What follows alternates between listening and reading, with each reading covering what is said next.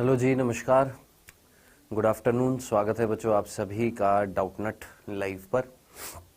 बात कर रहे हैं बेटा जी यहाँ पर मानव जनन की, जिसमें हम लोगों ने अभी तक नर जनन तंत्र की संरचना पूरी देख ली थी, मादा जनन तंत्र की संरचना पूरी देख ली है, नर जनन तंत्र से संबंधित शुक्र जनन पढ़ लिया था, शुक्राणु की संरचना देख ली थी, मादा जनन तंत्र से संबंधित अंडाणु की संरचना देख ली थी, अंड जनन पढ़ लिया था और आर्तव चक्र भी देख लिया था। ये हमारा हो चुका है। अब इस चैप्टर में दो ही चीजें रह गई हैं, एक है निषेचन और एक है भ्रूणोद्भव। निषेचन के बारे में पढ़ेंगे, भ्रूणोद्भव के बारे में पढ़ेंगे, बस ये दो टॉपिक रह गए हैं, उसके बाद ये चैप्टर हो जाएगा समाप्त। ठीक है, जल्दी समाप्त करेंगे बेटा जी इसको, ठीक है, और फिर उसके बाद देखेंगे कौन सा चैप्टर स्टार्ट करेंगे, आप लोग बताइएगा, वो चैप्टर स्टार्ट कर देंगे। ठीक है, चलिए जी, गुड आफ्टरनून है आप सभी को। कमल, प्रियंका सैनी, महबूब अली, नितेश शर्मा, अर्चना, रंजना, प्रियंका, कमल डोलिया, Mamta Nishad, Khushhal Maurya, Uday, Rinshal, Disha Dishu, okay, Nihal, Rajan, Rakesh Rao, Nikhil Chaudhary sahab, Shashi Yadav, Ranjeet Kumar, Archana, Rajkishore, Riya, Arshita, Rajkumar, Bhupendra, Imroz, BTS fan girl, Khushi, चलिए जी, रेखा सैनी, अंतेश, रंजय। ठीक है, खुशहाल आपने पूछा था बेटा कि सर जब कॉर्पस ल्यूटियम जो है और कॉर्पस एल्बिकेंस में क्यों बदल रहा है, जब कॉर्पस एल्बिकेंस का कोई कार्य नहीं है। देख मेरे भाई, कॉर्पस ल्यूटियम ने अपना कार्य कर दिया, करने के बाद में वो कॉर्पस ल्यूटियम के अंदर से जो ल्यूटीन वर्णक है वो खत्म हो जाएंगे। ठीक है, अब जरा सोचना, जब ल्यूटीन वर्णक खत्म हो जाएंगे तो वो कॉर्पस ल्यूटियम रंगहीन हो जाएगी, यानी उसका पीला रंग खत्म हो जाएगा। जब पीला रंग खत्म हो जाएगा तो कैसा प्रतीत होएगा, सफेद रंग की संरचना प्रतीत होगी। उसको हमने सिर्फ नाम दिया कॉर्पस एल्बिकेंस, जो फिर नष्ट हो जाएगा। तो कॉर्पस ल्यूटियम जब नष्ट हो रही थी, उस दौरान उसके ल्यूटीन वर्णक जब नष्ट खत्म हो रहे थे तो सफेद रंग की संरचना बन गई, बस नाम दे दिया कॉर्पस एल्बिकेंस, खत्म। ठीक है सर, मॉर्फोलॉजी ऑफ प्लांट्स, ठीक है, हाँ जी प्रियंका सैनी जी, थोड़ी बहुत। ठीक है, आइए बेटा आगे चलें आज। चलिए, अब आज हम क्या पढ़ने वाले हैं बच्चों, आज हम बात करेंगे किसकी, निषेचन। निषेचन टॉपिक पढ़ेंगे। कई सारी इंपॉर्टेंट चीजें हैं जो हो सकता है आप जानते हैं, लेकिन पढ़ेंगे तो सही। ठीक है, आइए बेटा जी, सबसे पहला प्रश्न आपकी स्क्रीन पर आता हुआ फर्स्ट, मानव में प्रथम अर्धसूत्री विभाजन के बाद नर जनन कोशिकाएं किसके रूप में विभेदित होती हैं।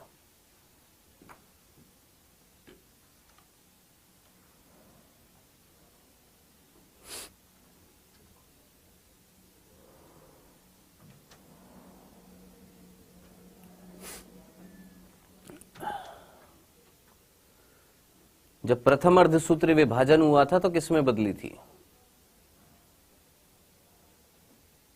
Very good Noorgul, Jaya, Anshika, very good बेटा, प्रिंस, बहुत अच्छे। चलिए जी, दूसरा प्रश्न, रजोधर्म के बारे में निम्नलिखित में से कौन सा कथन असत्य है, यानी जो आर्तव चक्र पढ़ा था उससे संबंधित कौन सा कथन गलत है। यहां पर 3 कथन सही है, 1 कथन गलत है, सोच समझ कर लगाइएगा।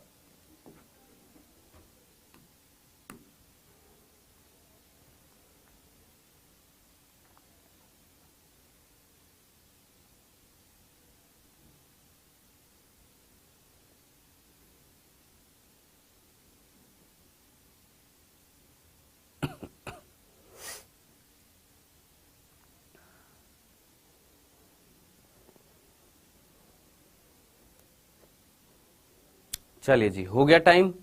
आइए बेटा, तो ये थे हमारे 2 क्वेश्चन, जिसमें से पहला जो प्रश्न जो था इजी था, दूसरा जो प्रश्न था ये सोचने लायक था, है ना। पहला प्रश्न बहुत इजी था मेरे भाई। प्रश्न में पूछा गया था जो अर्धसूत्री विभाजन, कौन सा, प्रथम अर्धसूत्री विभाजन के बाद में क्या बनेगी। जो आपने शुक्र जनन प्रक्रिया पढ़ी थी उसमें याद करिए, यहां पर नर की बात कर रहा है और नर में क्या होएगा, शुक्र जनन होएगा, और शुक्र जनन होएगा तो अर्धसूत्री विभाजन किस में हो रहा था, प्राथमिक शुक्राणु कोशिका में। याद करिए, अर्धसूत्री प्रथम हुआ था, क्या बनी थी, द्वितीय शुक्राणु कोशिका। फिर द्वितीय शुक्राणु कोशिका में क्या हुआ था, अर्धसूत्री। सेकंड तो क्या बनी थी, शुक्राणु प्रसु कोशिका, याद आ रहा है, भूले तो नहीं है। तो अर्धसूत्री प्रथम किसमें हुआ, प्राथमिक शुक्राणु कोशिका में। क्या बनी थी, द्वितीय शुक्राणु कोशिका, या द्वितीय प्रशुक्राणु जन कोशिका भी बोल देते हैं इसको। चलिए जी, आंसर बहुत सिंपल सा था, सेकंड। और मैं जानता हूं आप सभी ने बिल्कुल सही लगाया है, क्या, सेकंड। मैंने देख लिया, आपके कमेंट्स देख लिया, मैक्सिमम बच्चों ने यही लगाया है, वेल डन। दूसरे प्रश्न में समय कम था, मुझे पता है, ठीक है। दूसरे प्रश्न में समय कम था, इस वजह से कई बच्चे ऑप्शन नहीं पढ़ पाए होंगे, कोई बात नहीं, थोड़ा सा फास्ट भी हो जाइए अब। रजोधर्म चक्र यानी आर्तव चक्र के बारे में कौन सा कथन गलत है, यानी 3 कथन सही है, ठीक है। सामान्य रजोधर्म के दौरान लगभग 40 ml रुधिर नष्ट हो जाता है। जी हां, लगभग 35 से 40 ml जो होता है वो रुधिर निकलता है। स्त्री में रजोनिवृत्ति पर गोनेडोट्रोफिन हार्मोन में विशेष रूप से आकस्मिक वृद्धि हो जाती है। रजोनिवृत्ति में जो गोनेडोट्रोफिन हार्मोन है उसमें बहुत तेजी से वृद्धि हो जाती है। जी बिल्कुल सही है। रजोनिवृत्ति मैंने आपको शायद बताया नहीं था, जो आखिरी समय होता है जब खत्म हो जाते हैं आर्तव चक्र, उसको हम क्या बोलते हैं, मेनोपॉज, रजोनिवृत्ति। रजोधर्म के आरंभ में होने को रजोदर्शन कहते हैं। हाँ जी बिल्कुल कहते हैं। आप मुझे बताएं, रज में आसानी से थक्का बन जाता है? अगर वो जो आर्तव स्त्राव जो मादा के शरीर से निकल रहा है, अगर शरीर के अंदर ही थक्का बन जाता तो क्या वो स्त्राव निकल पाता? नहीं ना। तो कहीं ना कहीं स्त्राव जो है उसमें थक्का नहीं बना, किसका, ब्लड की क्लॉटिंग नहीं हुई है। क्यों नहीं हुई है? क्योंकि गर्भाशय की जब एंडोमेट्रियम जब टूटती है ना, तो उसके साथ साथ कुछ प्रोटीन भी निकलते हैं जिनका नाम होता है फाइब्रिनोलाइसिन।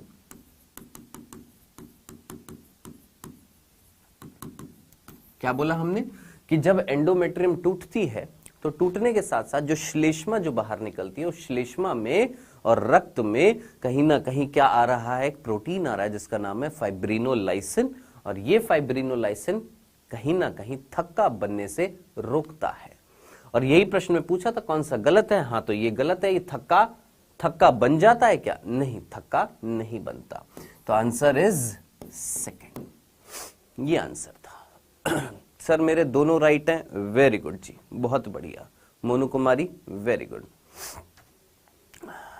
हाँ जी सर, इस चैप्टर के बाद 11th स्टार्ट करेंगे। हाँ जी, इस चैप्टर के बाद एक बार 11th स्टार्ट करेंगे। ठीक है, चलिए आगे चलते हैं बेटा जी। यहां पर हम बात करने वाले हैं, अगला जो टॉपिक आने वाला है दैट इज निषेचन, जिसको हम फर्टिलाइजेशन भी बोल देते हैं। ठीक है, अंग्रेजी में क्या बोलते हैं, फर्टिलाइजेशन, हिंदी में बोल रहे हैं क्या, निषेचन।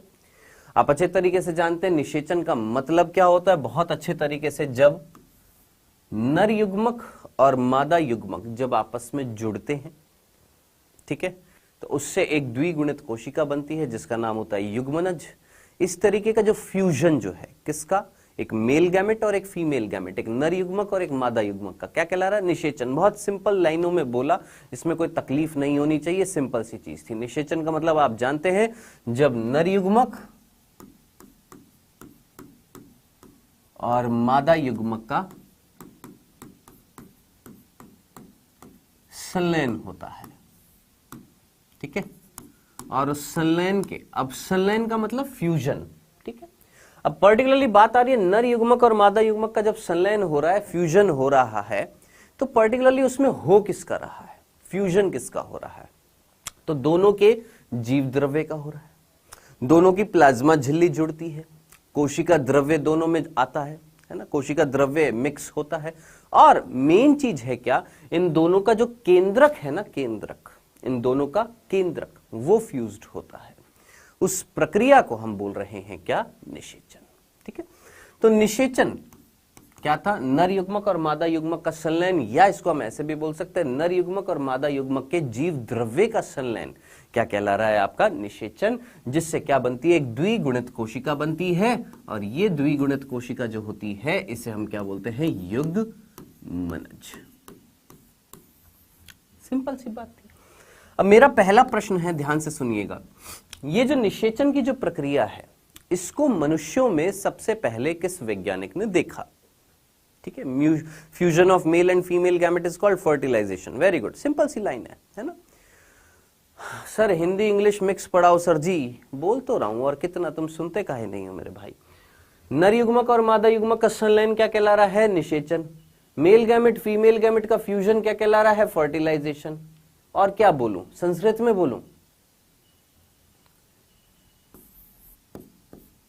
हाँ जी, तो जरा जल्दी से मुझे बताएं, ये निषेचन की जो प्रक्रिया है इसको सर्वप्रथम किसने देखा था? तो ध्यान से सुनिएगा बेटा जी, यहां पर मानव में निषेचन की जो प्रक्रिया है, मानव में निषेचन की जो प्रक्रिया है, ठीक है, उस निषेचन की प्रक्रिया को सर्वप्रथम किसने खोजा था? याद रखना, एक वैज्ञानिक सर्वप्रथम देखा या सर्वप्रथम खोज करी निषेचन की किसमें? मनुष्यों में। जिस वैज्ञानिक का नाम आपने याद रखना है बेटा, आप मुझे बताएं, आप सभी के अंदर ये है? सर आप लाइव नहीं हो, मैं लाइव ही हूं, रोहन मीना, जल्दी से मुझे बताओ, क्या आपके अंदर हर्ट है? हर्ट है ना, हर्ट, ठीक है ना। और जरा सोचिए, मेरे अंदर हर्ट है और मेरे बाल बहुत कम है, इतने भी नहीं है, मतलब कम है। अगर ये खत्म हो जाए तो मैं क्या लगा लूंगा? विग लगा सकता हूं ना। अगर बाल खत्म हो जाते तो लोग क्या लगा सकते हैं? विग लगा सकते हैं। तो हर्ट विग वो वैज्ञानिक था, वो वैज्ञानिक थे जिन्होंने मानव में निषेचन की सर्वप्रथम खोज करी थी या सर्वप्रथम देखा था। ठीक है, सिंपल सी बात है, याद रखिएगा। दूसरा, ये तो बात करी हमने मनुष्यों की, अभी तक कितने बिंदु देखे? सिंपल सी बात बोली, सर निषेचन क्या होता है? बता दिया। सर निषेचन मनुष्यों में किसने खोजा? हर्टविग ने। अब दूसरा प्रश्न होएगा, सर पादपों में भी तो निषेचन होता है। मैंने कहा हाँ, पादपों में भी निषेचन होता है। पादपों में जो निषेचन होता है उसे किसने खोजा था? तो याद रखना, प्लांट्स में जो निषेचन जो था उसे खोजने वाला जो वैज्ञानिक था उसका नाम था स्ट्रासबर्गर। आप बोलेंगे नहीं सर आपने ना तो नवाश्चिन बताया था। सर आपने तो नवाश्चिन बताया था पादपों में, बांगड़ू वो मैंने द्विनिषेचन बोला था। पादपों में वो भी किसमें? आवृत बीजी में। चैप्टर पढ़ा था हमने पुष्पीय पादपों में लैंगिक जनन, उसमें था द्विनिषेचन। और पुष्पीय पादप कौन होते हैं? एंजियोस्पर्म। सिर्फ एंजियोस्पर्म में, सिर्फ पुष्पीय पादपों में मिलती है एक प्रक्रिया जिसका नाम है द्विनिषेचन, जिसकी खोज किसने करी थी? आपके नवाश्चिन ने। ठीक है, हम यहां पर सिंपल प्रक्रिया पढ़ रहे हैं। निषेचन का जो मीनिंग जो है क्या? एक नर युग्मक और एक मादा युग्मक का फ्यूजन क्या कहलाता है? निषेचन। इसकी खोज पादपों में किसने करी थी? स्ट्रासबर्गर ने। हाँ, द्विनिषेचन की खोज किसने करी थी? आपके नवाश्चिन ने। निषेचन मनुष्य में खोज की थी किसने? हर्टविग ने। ये लो जी, हाँ जी, हाँ जी, बताएं क्या यहां तक की सिंपल सी बात समझ में आ गई? चले आगे, चल आगे चलते हैं। ये थे हमारे दो बिंदु, आगे बढ़ते हैं तीसरा बिंदु। हमने बोला निषेचन के लिए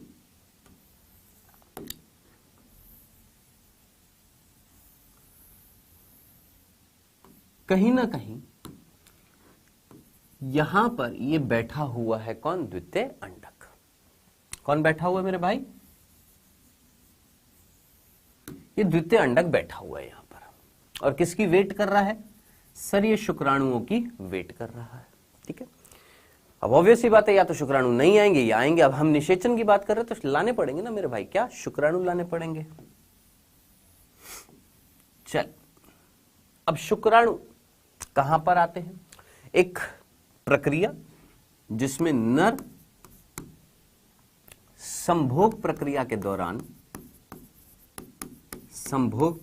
दौरान अपने वीर्य को, किसको? वीर्य को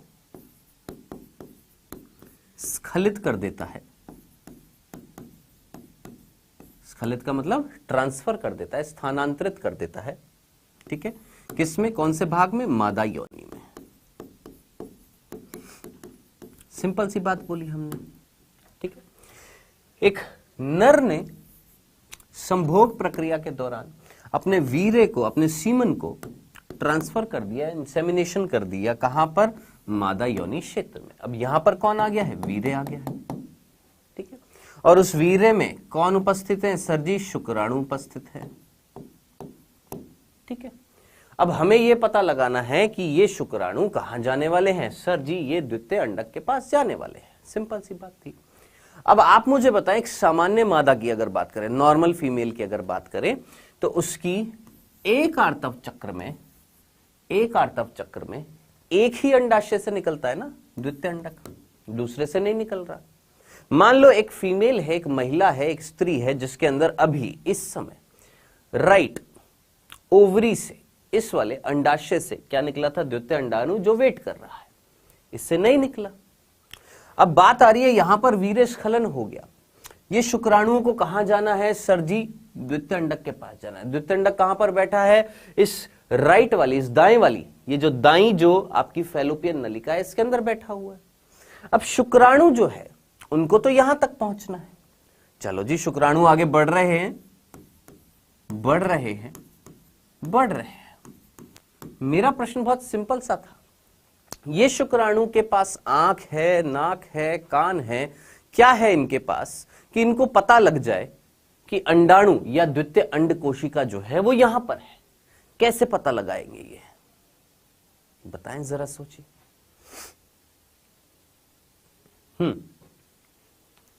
एसेक्सुअल रिप्रोडक्शन में फ्यूजन हो सकता है क्या सर जी, कैसी बातें कर रहे हो।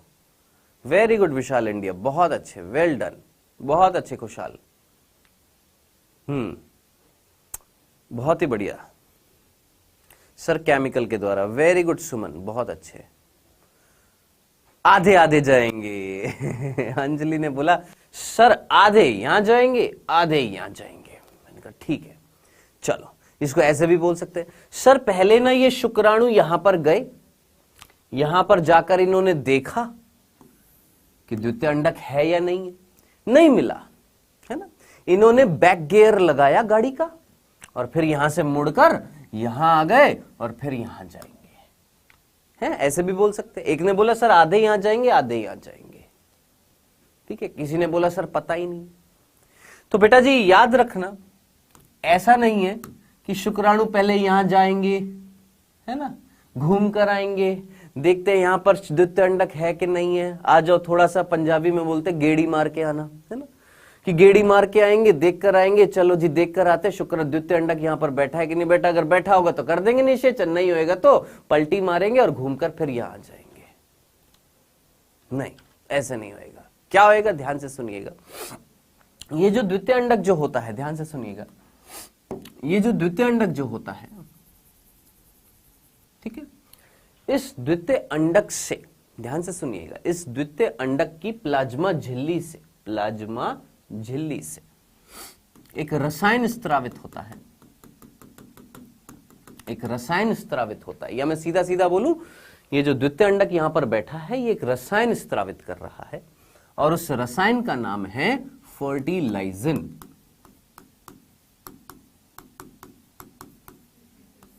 क्या नाम है, फर्टिलाइजिन।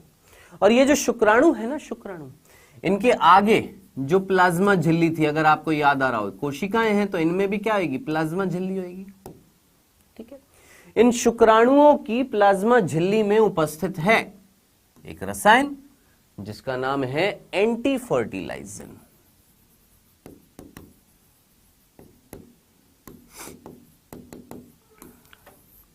कौन, फर्टिलाइजिन किसने निकाला मेरे भाई, याद रखना, भूल मत जाना, किसने, इस द्वितीय अंडक कोशिका ने। और एंटी फर्टिलाइजिन किस पे है सर, इन शुक्राणुओं पर है, ठीक है। अब ये एंटी फर्टिलाइजिन जो होता है, ये आकर्षित होता है किसकी तरफ, जहां से आ रहा है कौन, फर्टिलाइजिन। अब आप मुझे बताइए फर्टिलाइजिन कौन सी फैलोपियन नलिका से निकल रहा है सर, ये तो दाई फैलोपियन नलिका से निकल रहा है। तो ये जो शुक्राणु जो है ये किधर की ओर आकर्षित होंगे सर, ये उधर की ओर आकर्षित होंगे जिधर की ओर से फर्टिलाइजिन आ रहा है। क्यों, क्योंकि इन शुक्राणुओं पर जो एंटी फर्टिलाइजिन है वो एक चुंबक की तरह अट्रैक्ट हो रहा है, किससे, फर्टिलाइजिन से। तो अब शुक्राणु जो होते हैं धीरे धीरे धीरे करते करते करते किधर पहुंच जाएंगे सर, दाई फैलोपियन नलिका में। तो जरा सोचिए, मुझे बताइएगा, दिमाग लगाइएगा, क्या यहां पर शुक्राणुओं का द्वितीय अंडक के पास स्थानांतरण क्या एक रासायनिक आकर्षण था या नहीं था? सिंपल सिंपल शब्दों में, क्या शुक्राणुओं का द्वितीय अंडक के पास जाना एक रासायनिक आकर्षण प्रक्रिया थी, एक कीमोट्रोपिज्म था या नहीं था? एम्पुला कहां है? ये है एम्पुला, ये ले पूरा ये क्षेत्र जो है ये एम्पुला है। बस साइन निकलते हैं, ये जरूर याद रखना मेरे भाई, भूल मत जाइएगा, याद रखिएगा। एंटी फर्टिलाइजिन किसमें? शुक्राणु में, ठीक है। और फर्टिलाइजिन किसमें? कई बुक में अंडाणु लिखा होता है, लेकिन अंडाणु ना बोलकर हम क्या बोलेंगे? द्वितीय अंड कोशिका। तो द्वितीय अंड कोशिका से फर्टिलाइजिन और शुक्राणु के पास एंटी फर्टिलाइजिन, दोनों एक दूसरे को क्या कर रहे हैं? अट्रैक्ट कर रहे हैं। अनुज धाकड़ इतने फ्री हो मेरे भाई, बस बार बार एक ही चीज पर है। क्लास रुक गई, क्लास रुक गई, क्लास रुक गई, आवाज नहीं आ रही, आवाज नहीं आ रही, आवाज नहीं आ रही है। हाँ जी साधना बताओ, पढ़ाई करनी है, नीट की प्रिपरेशन करनी है, बातें करने में तो लगे हुए बेटा। फैजान अली, अभी हमारा फोकस पढ़ाई पर है, ठीक है। जब होना होगा हो जाएगा, अभी पढ़ना है तो पढ़ो, नहीं पढ़ना तो कोई दिक्कत नहीं है। हाँ जी चल रही है। हाँ जी, एंटी फर्टिलाइजिन और फर्टिलाइजिन, सिंपल सा था। चलें आगे, ये था तीसरा बिंदु। बार बार याद रखना, पढ़ा क्या रहा हूं, हम पढ़ रहे थे क्या? निषेचन। निषेचन का मीनिंग देख लिया। निषेचन की खोज मनुष्य में किसने करी है? पादपों में किसने करी है? निषेचन जो प्रक्रिया होती है उसमें शुक्राणु नर युग्मक मादा युग्मक के पास, मनुष्यों की बात कर रहे हैं, मनुष्यों की, पादपों की बात नहीं कर रहे। ये जो शुक्राणु जो होते हैं ये मादा युग्मक के पास जाते हैं, कौन से आकर्षण से? रासायनिक आकर्षण से, ठीक है। अब आगे बढ़ने से पहले ना मैं एक और चीज पूछता हूं, सर ये रासायनिक आकर्षण आपने मनुष्यों में तो बताया, क्या पादपों में भी? दिमाग लगाना और सोच समझकर मुझे बताना, दिमाग लगाना, सोच समझकर मुझे बताना। हमने एक चैप्टर पढ़ा था पुष्पीय पादपों में लैंगिक जनन, अगर आप कंटिन्यूअसली आ रहे हैं तो आप जानते होंगे। पुष्पीय पादपों में लैंगिक जनन में वर्तिकाग्र पर कौन आकर बैठा था? सर परागकण, जिसमें क्या थे? नर युग्मक। परागकण की जो पराग नलिका थी वो जानी थी किसमें? आपके भ्रूण कोश के अंदर। भ्रूण कोश में मादा युग्मक से संलयन करना था, किसको? नर युग्मक को मादा युग्मक से। सोचिए वहां पर पराग नलिका भ्रूण कोश में गई थी, वो कैसा आकर्षण था? क्या वो भी रासायनिक था या नहीं था? क्या वो भी रासायनिक था या नहीं था? यस।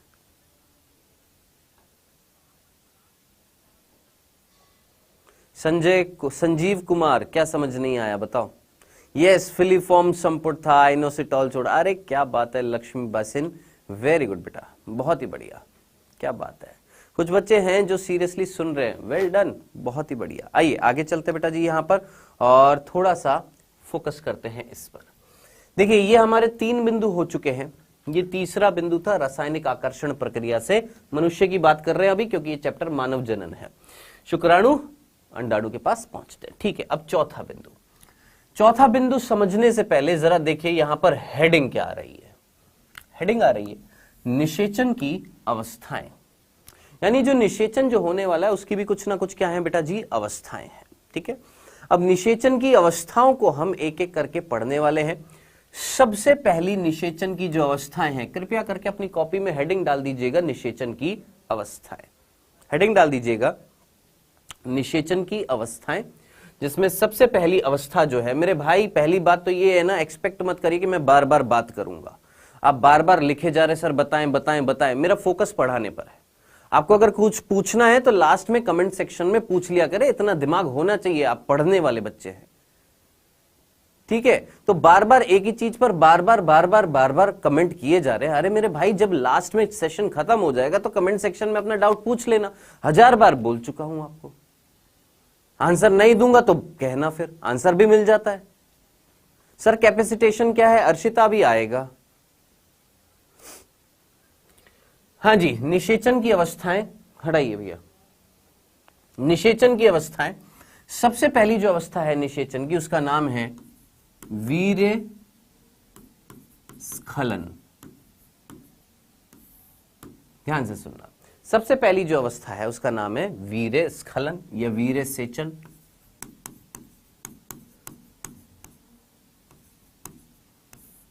इंसेमिनेशन।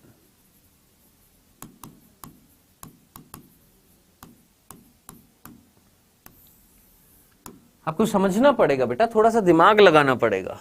अगर मैं सिर्फ बातें करने के लिए आऊंगा तो फिर पढ़ाऊंगा क्या?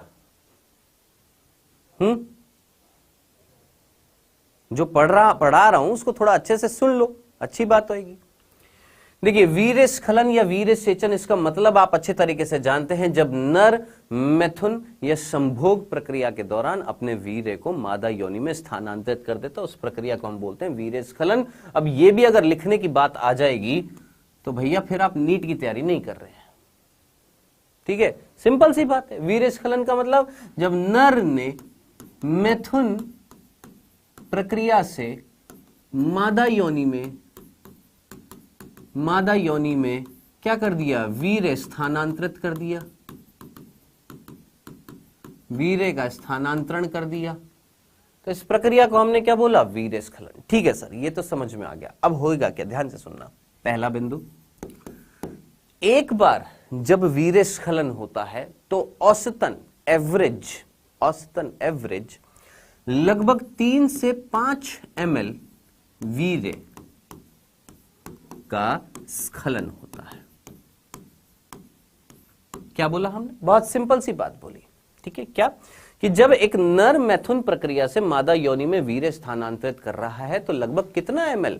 हमने बोला सर लगभग 3 से 5 ml वीर्य जो है उसका स्खलन हो रहा है। ठीक है? अब ये जो 3 से 5 ml जो सीमन जो होता है, इसमें दूसरा बिंदु, इसमें लगभग 30 से 40 करोड़ शुक्राणु मिलते हैं। क्या ये जो 3 से 5 ml जो मादा योनि में जो क्या आया था? वीर्य आया था, उसमें लगभग 30 से 40 करोड़ क्या मिल रहे हैं? शुक्राणु मिल रहे हैं। ठीक है सर जी, कोई दिक्कत नहीं है। ठीक है, अब आप बोलेंगे सर नहीं, हमने तो पढ़ा था 200 से 300 मिलियन मिलते हैं। बांगड़ू करोड़ कितना होता है? 10 की घात 7। अगर मैं इसको 300 मिलियन बोल दूं, और मिलियन का मतलब क्या होता है? 10 की घात 6। तो क्या मैं 30 इंटू 10 की घात 6 इंटू 10 कितना हो जाएगा? 30 करोड़ नहीं हो जाएगा? इतना तो दिमाग लगा सकते हैं। 30 से 40 करोड़ को मैं लगभग 300 से 400 मिलियन बोल सकता हूं। लो, 300 से 400 मिलियन, बस। अब बेटा जिसको मिलियन को करोड़ में कन्वर्ट नहीं करना आता, कृपया करके पढ़ाई करें, पढ़ें। ठीक है, हाँ जी, इतना वीर्य यहां पर आया। ठीक है, समझना, यहां पर वीर्य कितना आया? एक बार इंसेमिनेशन करने से, एक बार वीर्य स्खलन करने से लगभग 3 से 5 ml यहां पर क्या आ रहा है? वीर्य आ रहा है। ठीक है सर, 3 से 5 ml वीर्य था, और इस वीर्य में, सीमन में लगभग यहां पर 30 से 40 करोड़ क्या है मेरे भाई? शुक्राणु आए हैं। ठीक, अब ध्यान से सुनिएगा, यहां पर 30 से 40 करोड़ शुक्राणु आए हैं। ठीक है, अब ये 30 से 40 करोड़ शुक्राणु क्या सारे के सारे इस द्वितीय अंडक के पास पहुंच जाते हैं? क्या सारे के सारे ये 30 से 40 करोड़ शुक्राणु सारे के सारे द्वितीय अंडक के पास पहुंच जाते हैं? क्या नहीं। कितने पहुंचते हैं? इनमें से लगभग यहां पर किसके पास? द्वितीय अंडक के पास। अगर मैं आपसे पूछूं, इनमें से 30 से 40 करोड़ शुक्राणुओं में से लगभग 100 से 200 किसके पास पहुंचते हैं? द्वितीय अंडक के पास पहुंचते हैं।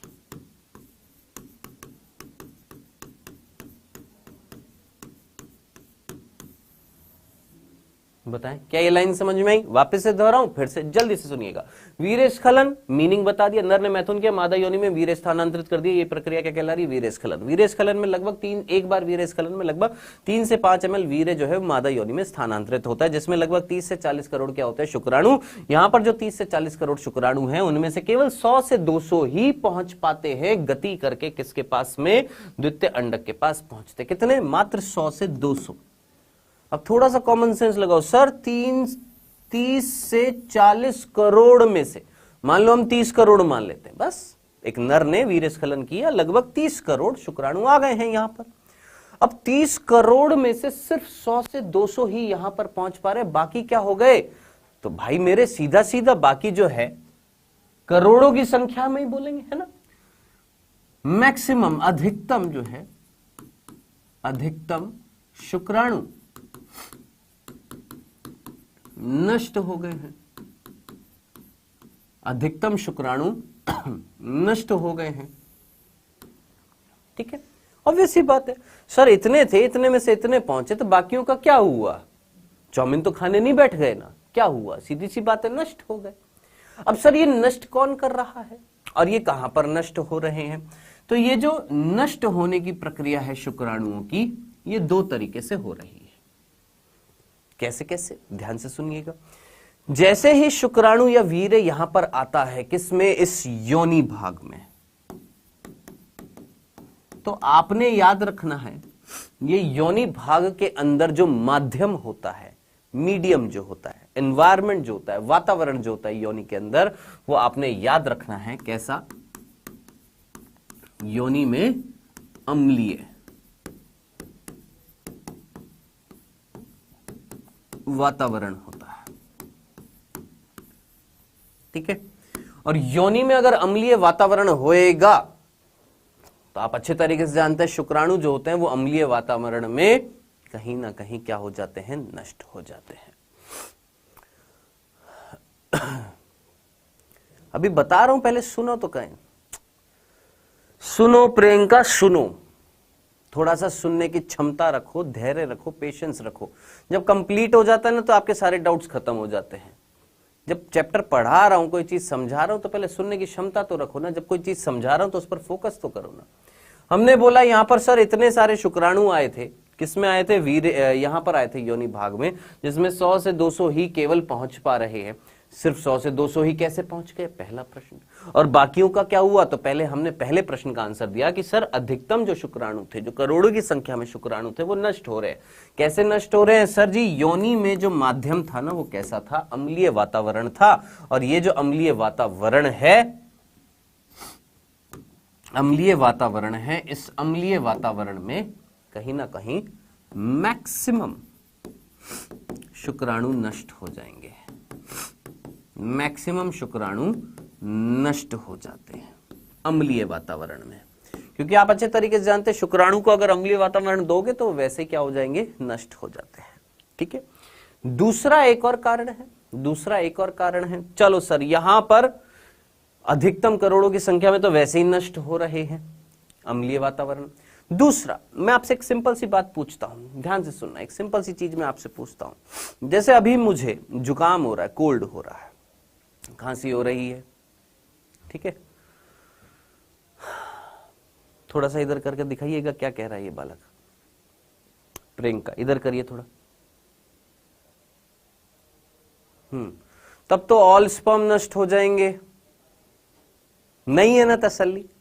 बिल्कुल सब्र नहीं है, नहीं है पेशेंस, नहीं है ना प्रियंका?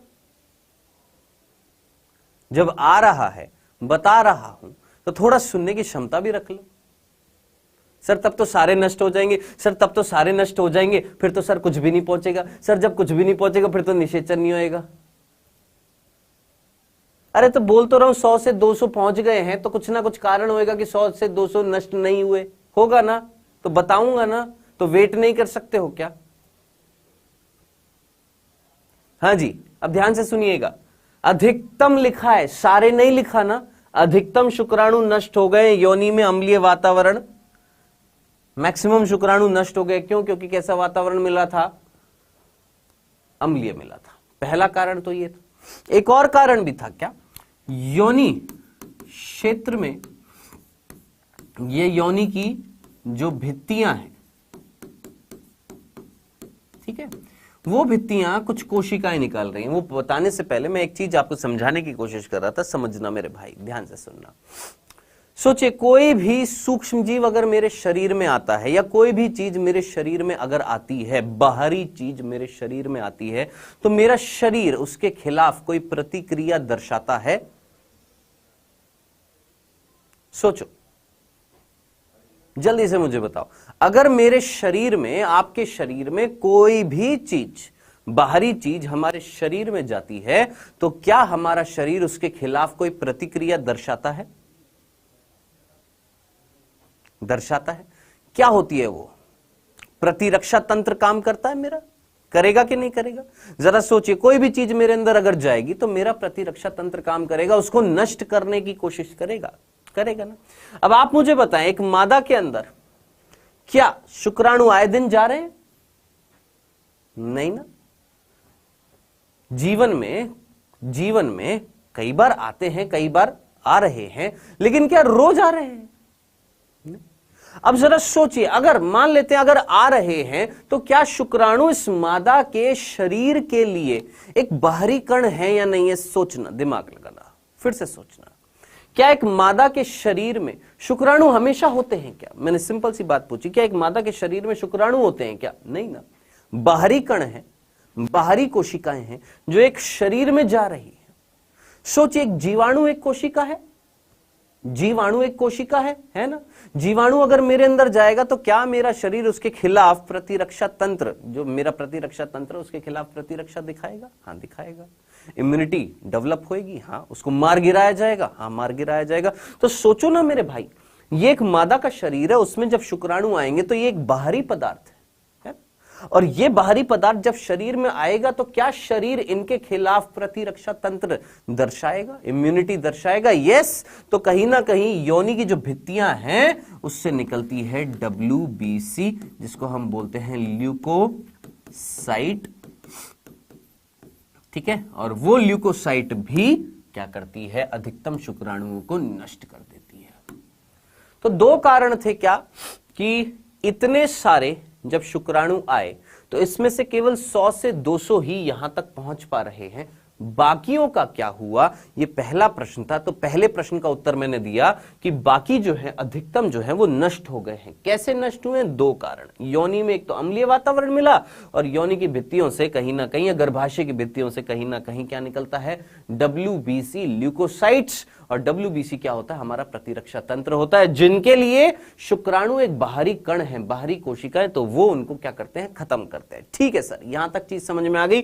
अब दूसरा प्रश्न था कि सर जब नष्ट हो रहे हैं तो अम्लीय वातावरण और WBC ने क्या सारे के सारे शुक्राणु को नष्ट कर दिया? हमने बोला नहीं।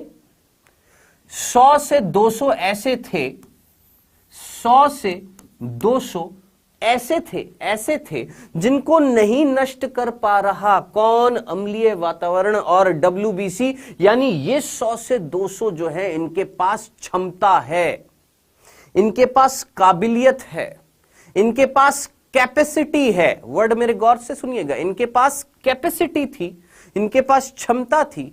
इन्होंने इन 100 से 200 ने एक धारण करी, एक क्षमता। क्या करी? एक क्षमता धारण करी। क्या?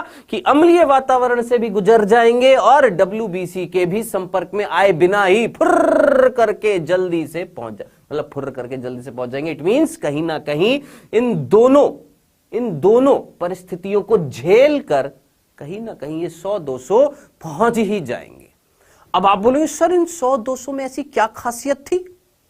सर इन 100 से 200 में शुक्राणु में ऐसी क्या खासियत थी कि ये अम्लीय वातावरण को भी झेल लिए, सर ये WBC के प्रभाव से भी बच गए? ऐसी क्या खासियत थी? तो मैं आपको सीधे सीधे शब्दों में अगर बोलूं तो दूसरा जो चरण जो है ना, पहला चरण था मेरे भाई वीर्यस्खलन, दूसरा जो चरण है, और चरणों को जरा ढंग से ना लिखना, जरा देखिएगा। A नंबरिंग दिए, वीर्यस्खलन पहला स्टेप, निषेचन की अवस्थाओं का। दूसरा जो स्टेप है उसका नाम है शुक्राणु संधारण। शुक्राणु संधारण, ठीक है, जिसको हम स्पर्म कैपेसिटेशन बोलते हैं।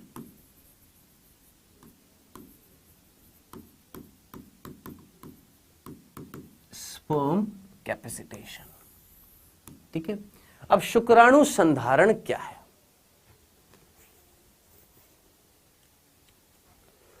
यस खुशहाल, बिल्कुल, वो WBC तो हमेशा निकलेंगी बेटा, हमेशा मारेंगी, ठीक है।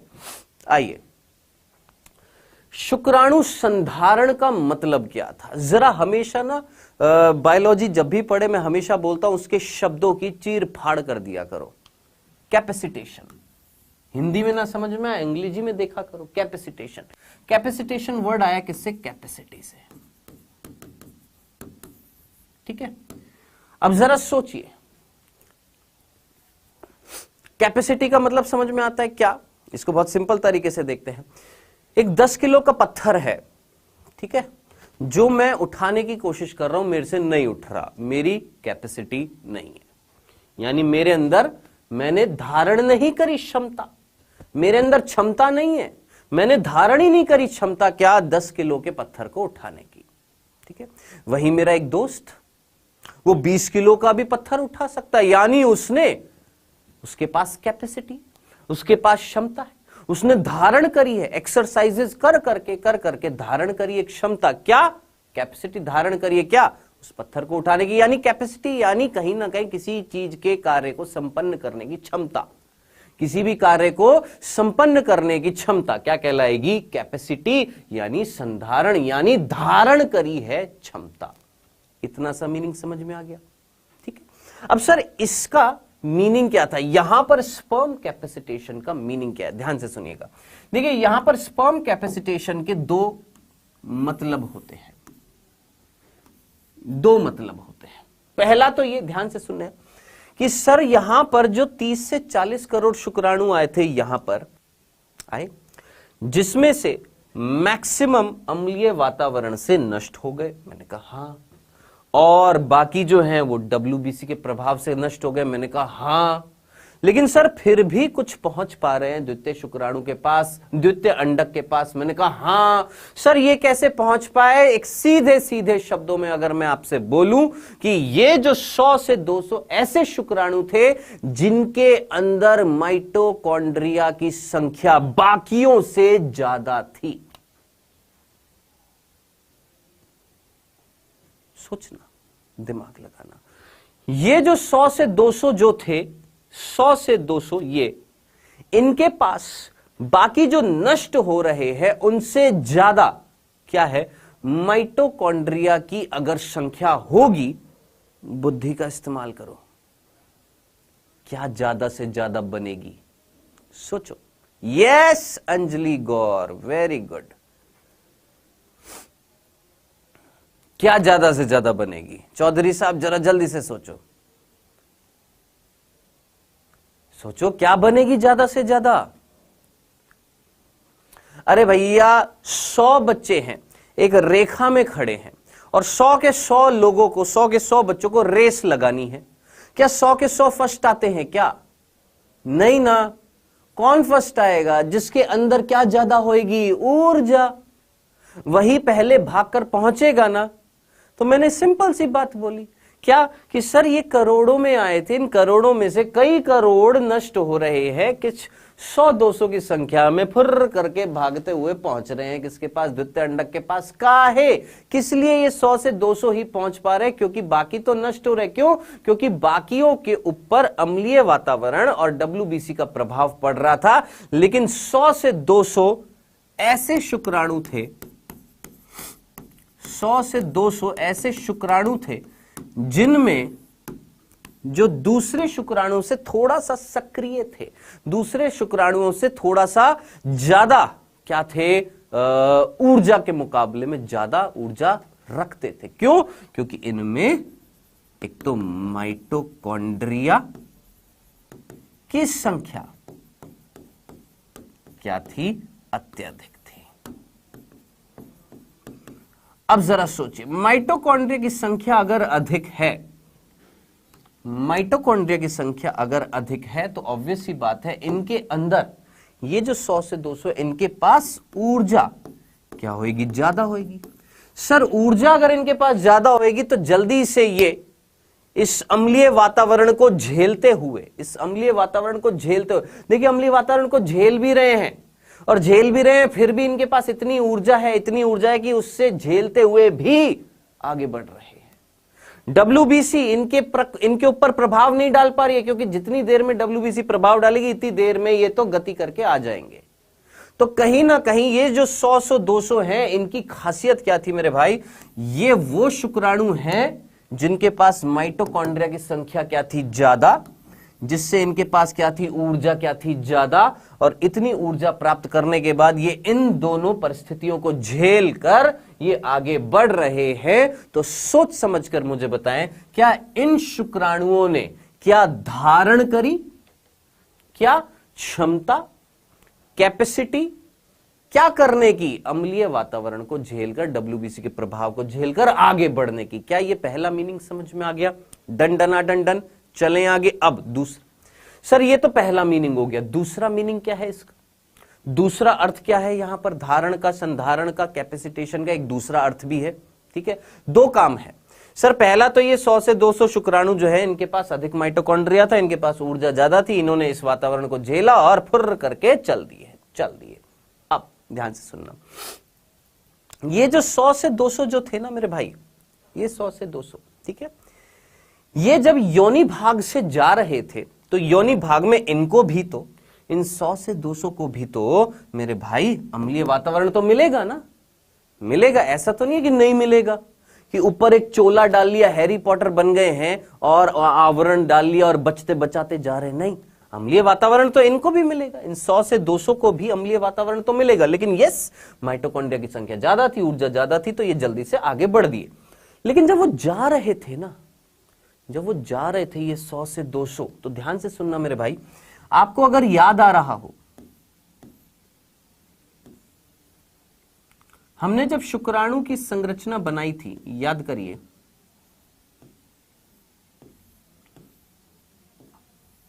उस शुक्राणु की संरचना में, जरा गौर से सुनिएगा, उस शुक्राणु की संरचना में कहीं आगे कोई एक्रोसोम था? हाँ सर, एक्रोसोम था। उसके पीछे केंद्रक था? मैंने कहा हाँ जी सर जी, केंद्रक भी था। बाकी आप संरचना जानते ही हैं, एक समीपस्थ तारक केंद्र था, एक दूरस्थ था, वो उससे अक्षीय तंतु निकला था। यहां पर आपके माइटोकॉन्ड्रिया भरपूर मात्रा में होंगे। ये 100 से 200 वो शुक्राणु हैं जो झेलते हुए जा रहे हैं।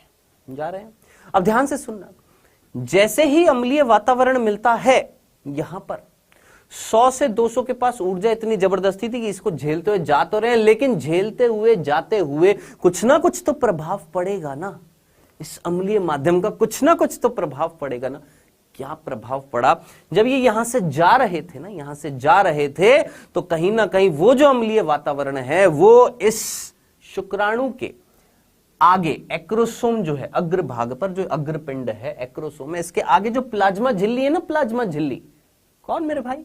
प्लाज्मा झिल्ली जो है, इस प्लाज्मा झिल्ली में छिद्र कर देते हैं। क्या बोला हमने? ये जो प्लाज्मा झिल्ली है इसको छिद्रित कर देता है कौन? अम्लीय वातावरण। अगर गौर से सुनोगे, इमेजिन करोगे तो एक एक चीज समझ में आएगी, लेकिन अगर बातें करने में रह जाओगे तो सिर्फ बातें ही करते रह जाओगे और कुछ नहीं करोगे। ठीक है, तो खुद सोचना, दिमाग लगाना, फटाफट सोचना। सोचो, आगे अम्लीय वातावरण है, सोचो मैं यहां पर खड़ा हूं, मैं एक शुक्राणु हूं, आगे है अम्लीय वातावरण, एक मेरा दोस्त भी खड़ा है, वो भी शुक्राणु है, आगे है अम्लीय वातावरण। ठीक, अब मेरे पास माइटोकॉन्ड्रिया बहुत ज्यादा थे, इसके पास इतने नहीं है। ठीक है, आगे बढ़े, अम्लीय वातावरण मिला, तो जिसके पास माइटोकॉन्ड्रिया कम है वैसे ही उसके पास इतनी ऊर्जा नहीं है, वो तो वैसे भस्म हो जाएगा, खत्म हो जाएगा अम्लीय वातावरण मिलते। मेरे पास ऊर्जा ज्यादा थी, मैं उस अम्लीय वातावरण को चीरता हुआ जा रहा था, लेकिन जाते जाते अम्लीय वातावरण का प्रभाव मेरे यानी इन शुक्राणुओं पर भी तो पड़ा ना। क्या प्रभाव पड़ा? उसके एक्रोसोम के आगे की जो प्लाज्मा झिल्ली है वो टूट रही है। क्या हो रही है?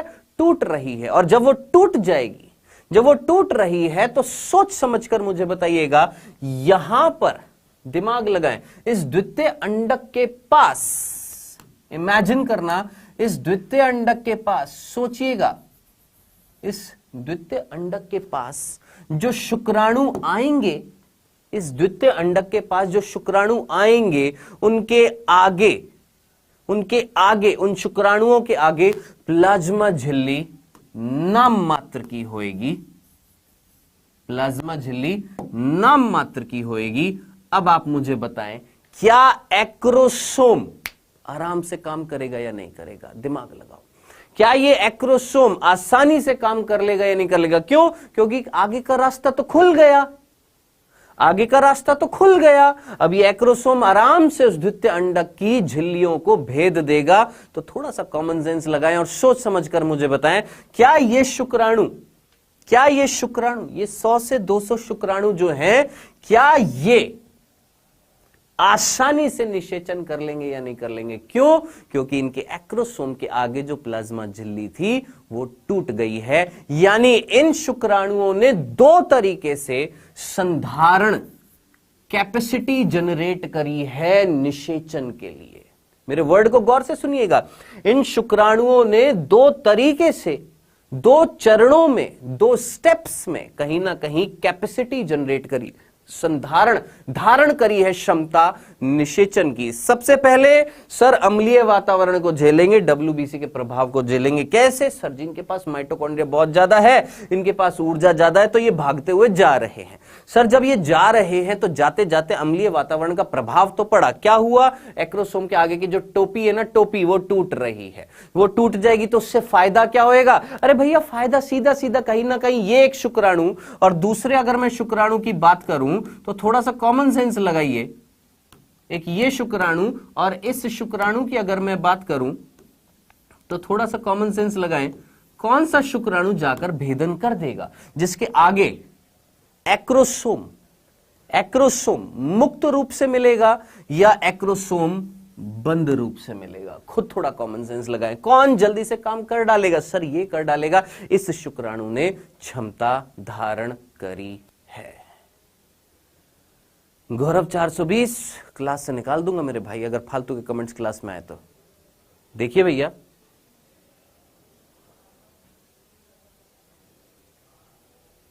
बताएं, क्या ये दूसरा चरण समझ में आ गया? यही वो चरण है जो मैक्सिमम बच्चों को समझ में नहीं आता है। मेरे ख्याल से अब क्लियर हो गया होगा सर ये संधारण, ये कैपेसिटेशन का मीनिंग। वेरी गुड जी, बहुत ही बढ़िया, मजे आ गए। हाँ, एक वाला बढ़ेगा, एक वाला काम करेगा, ठीक है। चलिए, ये तो था दूसरा चरण। अरे भाई अभी और भी कई सारे चरण हैं, अभी और भी कई सारे चरण हैं, ठीक है। अब जो तीसरा चरण है ना, उसको समझना पड़ेगा। तीसरा जो चरण है उसका नाम है क्या? अंडाणु भेदन, सॉरी शुक्राणु भेदन। अंडाणु भेदन नहीं, शुक्राणु भेदन, ठीक है। क्या नाम है? शुक्राणु भेदन। अब देखिए सीधी सी बात है, ये बहुत सिंपल सी प्रोसेस है, एक झटके में समझ में आ जाएगी। सर जी ये हमारा यहां पर बैठा हुआ है द्वितीय अंडक। मैंने कहा हाँ जी सर, इस द्वितीय अंडक में, जिन्होंने अंड जनन पढ़ा होगा उसको समझ में आएगा। सर बाहर थी जोना पेलुसिडा। मैंने कहा हाँ जी, कोई बात नहीं, बाहर थी जोना पेलुसिडा। नीचे अगर कट रहा है तो इट्स ओके, नो प्रॉब्लम, कुछ बनाया नहीं है, नीचे ऊपर है। बाहर है कौन? Zona pellucida. आपने बोला यस सर, याद है हमें। मैंने कहा वेल डन। और कौन थी? Sir corona radiata. मैंने कहा वेरी गुड, मौज कर दी बेटे। ये है। कौन आ रहा है सर? सर वो शुक्राणु आ रहे हैं जो आगे से गंजे हो गए हैं, बोल सकते हैं। वो शुक्राणु आ रहे हैं जो आगे से, जिनकी खोपड़ी जो है आगे से खुल गई है, जिनके आगे से प्लाज्मा झिल्ली हट गई है, एक्रोसोम ढंग से कार्य कर सकता है। ऐसे ही शुक्राणु आ रहे होंगे ना, है ना। चलिए सर आ रहे हैं, अब आकर करेंगे क्या? सर ये आकर करेंगे क्या? अरे मेरे भाई ये शुक्राणु क्या करेगा? इस शुक्राणु का एक्रोसोम कार्य करेगा कि नहीं करेगा? हाँ सर, एक्रोसोमल अभिक्रिया होगी। एक्रोसोमल अभिक्रिया होगी ना। एक्रोसोमल अभिक्रिया का मतलब सीधा सीधा यहां पर जो शुक्राणु आएंगे, जो सबसे पहला शुक्राणु आएगा उसमें जो एक्रोसोम है वो अपना काम करेगा। क्या काम करेगा सर? एक्रोसोम के अंदर क्या थे मेरे भाई? पाचनीय एंजाइम थे कि नहीं थे? यस सर, पाचक एंजाइम थे। अब वो पाचक एंजाइम काम करेंगे, तोड़ेंगे फोड़ेंगे। किसको तोड़ेंगे सर? कोरोना रेडिएटा को, सर जोना पेलुसिडा को। मैंने कहा तोड़ेंगे कि नहीं तोड़ेंगे? ये सर कहीं ना कहीं यहां पर कोरोना रेडिएटा टूटेगी, जोना पेलुसिडा टूटेगी, और टूटने के बाद कहीं ना कहीं कंडीशन कुछ ऐसी हो जाएगी। ये देखिए, ये द्वितीय अंडक, ठीक है। अब आपने मेरे को एक और चीज और बतानी है। शुक्राणु जब टच करेगा, शुक्राणु की एक्रोसोमल अभिक्रिया जब हो रही है, शुक्राणु भेदन जब चल रहा था, तो थोड़ा सा कॉमन सेंस लगाएं। उस टाइम पे ये जो द्वितीय अंडक जो था, इसमें कौन सा विभाजन पूर्ण हुआ था? याद करिए, देखें, पता लगेगा कितने बच्चे सीरियसली सुन रहे हैं। कौन सा अर्धसूत्रीय विभाजन कंप्लीट हुआ था? यस, हाइलोयूरोनिडेज एंजाइम है, कोरोना पेनिट्रेटिंग एंजाइम है, जोना लाइसिंग एंजाइम है। हाँ जी, वेरी गुड, अर्धसूत्री second. Very good Chaudhary sahab, very good. Vishal India, Anjali Gaur, बिल्कुल सही है। बीटीएस फैन गर्ल, आयत पढ़ाई किया करो। अर्धसूत्री प्रथम कब का हो चुका है? अर्धसूत्री सेकंड, ठीक है। रजा खान, पढ़ा करो मेरे भाई, अर्धसूत्री सेकंड होएगा। पढ़ते नहीं हो ना, तभी तो गलत आंसर दे रहे हो। मियोसिस सेकंड, तो इसमें होएगा अर्धसूत्री सेकंड, जो कैसा होएगा? असमान होएगा, जिससे दो कोशिकाएं बनेंगी, एक बड़ी और एक छोटी। जो बड़ी है उसका नाम है क्या सर जी? द्वितीय अंडक बोलूंगा कि अंडाणु बोलूंगा? नहीं सर, अब बोलेंगे क्या? अंडाणु। और जो छोटी थी उसका नाम था द्वितीय ध्रुवीय काय, सेकंड पोलर बॉडी, वो तो नष्ट हो जाएगी। बचा कौन सर जी? अंडाणु। कौन बच गया? अंडाणु, जिसको हम क्या बोल रहे हैं? ओवम। अर्धसूत्री सेकंड हो चुका है ना सर जी। इसके बाहर क्या? मैंने बोला वही मेरे भाई, क्या इसके बाहर क्या? इसके बाहर क्या सर? Zona pellucida. मैंने कहा हाँ मेरे भाई।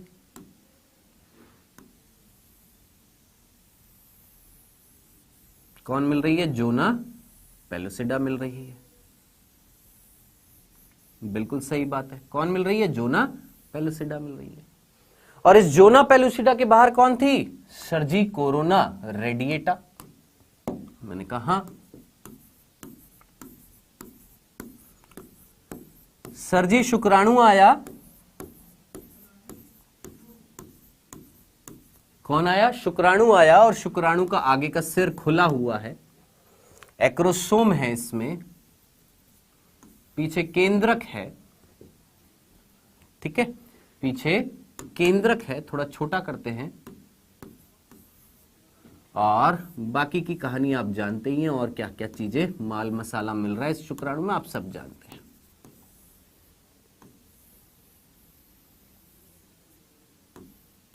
ठीक है। अब एक्रोसोमल अभिक्रिया हो रही थी, एक्रोसोम के जो एंजाइम हैं वो तोड़ा ताड़ी कर रहे हैं।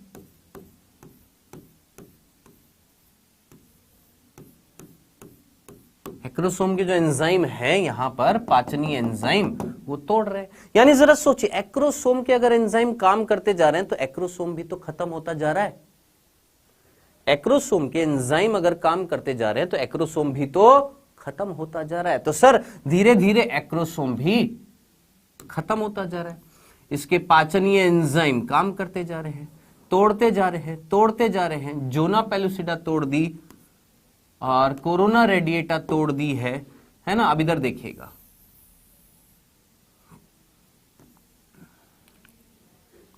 थोड़ा सा फोकस करिएगा इधर की तरफ।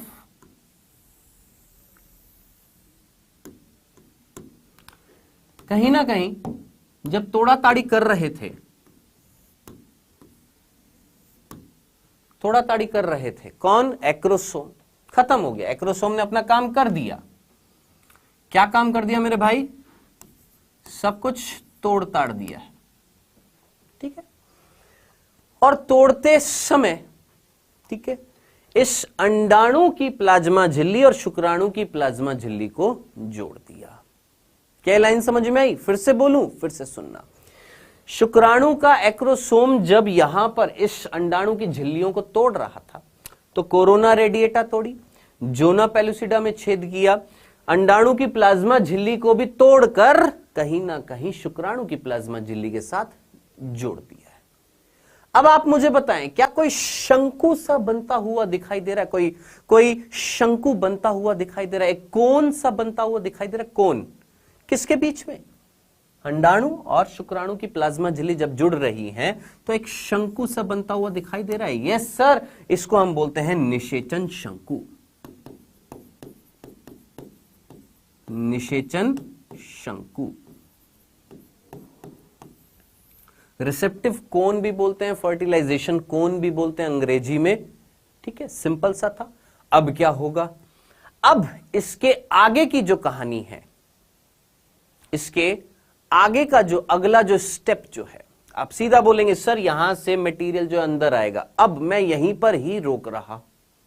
क्या मैंने देखिए इस चरण में क्या बताया? शुक्राणु भेदन में शुक्राणु आ रहे, शुक्राणु जब आएंगे तो एक्रोसोम अभिक्रिया होंगी, पाचक एंजाइम अपना काम करेंगे। कोरोना रेडिएटा को तोड़ा, जोना पेलुसिडा को तोड़ा, दोनों की प्लाज्मा झिल्ली को फ्यूज्ड कर दिया है। अब इसके बाद क्या होगा? अब आप अच्छे तरीके से जानते हैं, एक वर्ड में लिख रहा हूं अंग्रेजी में, मोनोस्पर्मी, और एक वर्ड है पॉलीस्पर्मी। एकल शुक्राणुता और बहुशुक्राणुता, एकल शुक्राणुता और बहुशुक्राणुता।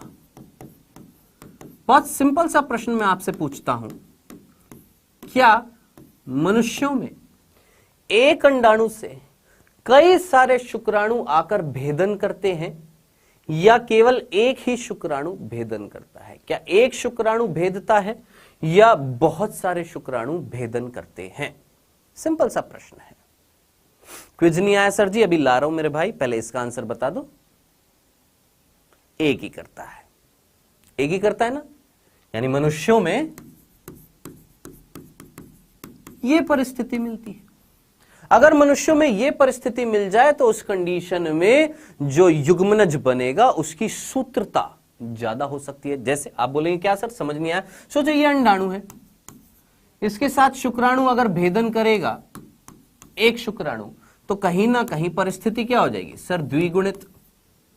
अब वही मैंने बोला, इस अंडाणु के साथ अगर मान लो 4 शुक्राणु भेदन कर लें तो इससे जो युग्मनज बनेगा वो कैसा होएगा? पंचगुणित। 5n नहीं हो जाएगा? 1n तो ये है, 4n ये 5n। इस कंडीशन में ये युग्मनज विभाजन नहीं कर पाएगा, नष्ट हो जाएगा, खत्म हो जाएगा। पॉलीप्लॉइडी बोल देते हैं इसको, ठीक है। तो ये डिप्लॉइड है और ये पॉलीप्लॉइड है, और हमारे अंदर मनुष्यों में डिप्लॉइड युग्मनज बनता है जो आगे द्विगुणित युग्मनज बनता है जो आगे जाकर भ्रूण बनाता है। ये नहीं बना पाएगा। तो जरा सोच समझकर मुझे बताएं, कहीं ना कहीं मनुष्यों में क्या मिलेगी? एकल शुक्राणुता मिलेगी। हां जी, एक ही शुक्राणु निषेचन करेगा, बहुत शुक्राणु निषेचन नहीं करेंगे। तो बहुशुक्राणुता को रोका जाएगा ना, बहुशुक्राणुता को रोका जाएगा। भाई सीधी सी बात है, हमने बोला यहां पर सर जी 100-200 आ रहे हैं शुक्राणु, और आप अच्छे तरीके से जानते हैं 3 इडियट्स मूवी आप सभी ने देखी हुई है। उस मूवी में यही बोला गया है, आप में से कईयों ने देखी होगी, क्या कि जिंदगी की रेस कब से स्टार्ट हो जाती है? पैदा होने से पहले हो जाती है ना। अरे 30 से 40 करोड़ शुक्राणु आए थे, जिनमें से केवल 100 से 200 द्वितीय अंडक तक पहुंच रहे हैं। उन 100 से 200 में भी केवल पहला जाकर क्या करेगा? निषेचन करेगा। बाकी जो है उनको निषेचन करने से रोका जाएगा, यानी इस बहुशुक्राणुता को रोका जाएगा। सर जी कैसे रोका जाएगा? तो प्रभु वो मैं आपको बताऊंगा कल। सर प्लाज्मा मेम्ब्रेन रोकती है। नहीं मेरे भाई, कोई और चीज रोकेगी, कल बताऊंगा, थोड़ा सा तसल्ली रखिएगा, कल बताऊंगा। ठीक है, चलिए आज का लेक्चर इतना ही था मेरे भाई। अभी समय हुआ है आपके क्विज का, तो ले आए क्विज। सर मैं 8 बार देखा हूं। क्यों, एक बार में समझ में नहीं आई थी मूवी, 8 बार देखा है? आइए बेटा जी, पहला प्रश्न, मजाक मजाक करता रहता हूं, ठीक है, बुरा मत मानिएगा, और मान भी जाए तो कोई दिक्कत नहीं है। आगे बढ़ते हैं बेटा जी। यहां पर क्विज का पहला प्रश्न, स्तनधारियों में अंडोत्सर्ग के बाद अंडाशय का कौन सा भाग एक अंतःस्रावी ग्रंथि की तरह कार्य करता है?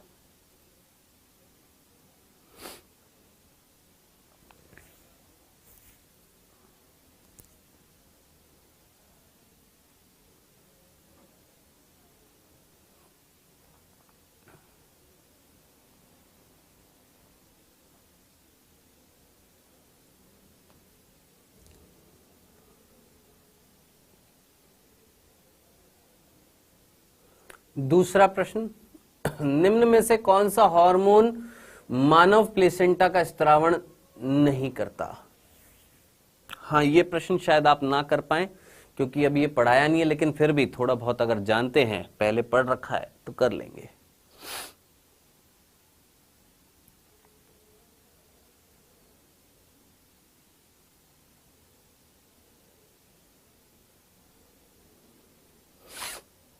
चलिए जी, समय हुआ समाप्त। आइए डिस्कस करते हैं बेटा जी। पहला प्रश्न था, अंडोत्सर्ग के बाद में अंडाशय जो है, अंडाशय के अंदर कौन सी संरचना है जो अंतःस्रावी ग्रंथि की तरह कार्य करती है? अंतःस्रावी ग्रंथियां ज्यादातर वे ग्रंथियां जो हार्मोन स्रावित करती हैं, जिनके पास खुद की नलिका नहीं होती है, रक्त में हार्मोन्स स्रावित करती हैं, उनको अंतःस्रावी एंडोक्राइन ग्लैंड्स बोलते हैं।